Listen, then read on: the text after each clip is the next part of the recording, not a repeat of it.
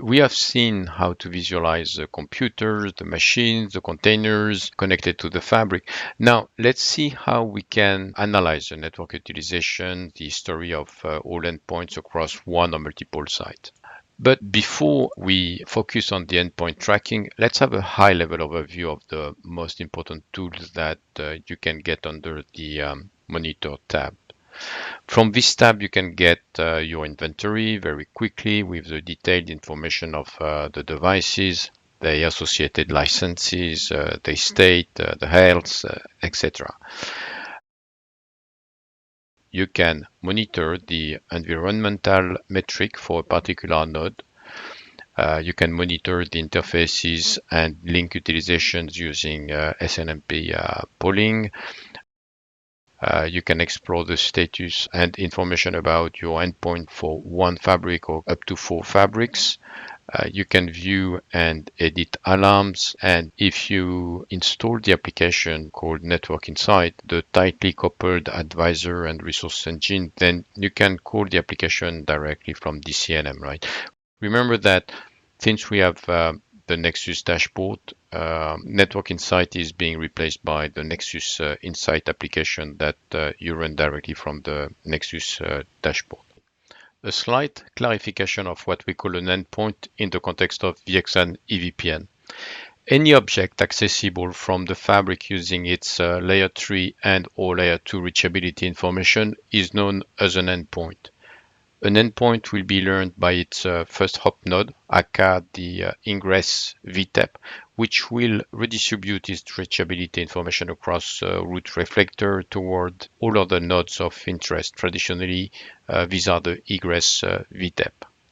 DCNM embeds a function called EPL, Endpoint Locator, and this feature allows real-time tracking for all endpoints within a fabric or across multiple fabrics. The tracking includes tracing the network life history of an endpoint and provides insight into the trends associated with new endpoints added, removed, or move endpoints across different leaf nodes and so on.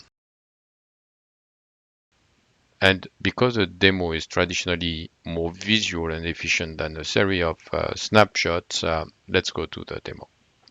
From the Control tab, go to the Endpoint Locator sections and click on Configure. Select the fabric of interest. Select the route reflector 1 and 2 from the proposed list and submit.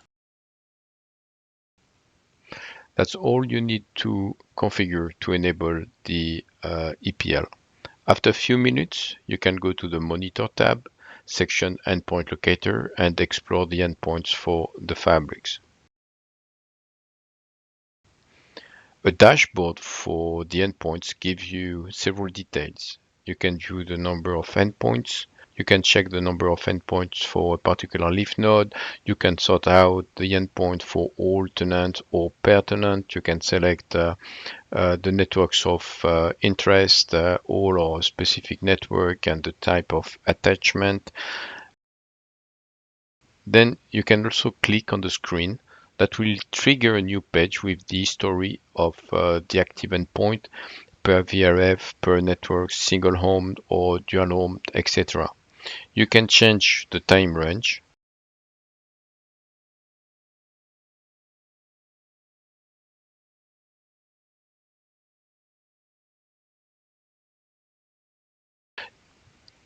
You can select an active endpoint and open it to get several details such as the MAC address, the port channel, the VLANs, and you can view its life history. If it was inaccessible for a certain period of time, for how long, when, if it has moved from one leaf node to another node. Okay, so now let's switch to the LAN monitoring with the next sections. Thank you.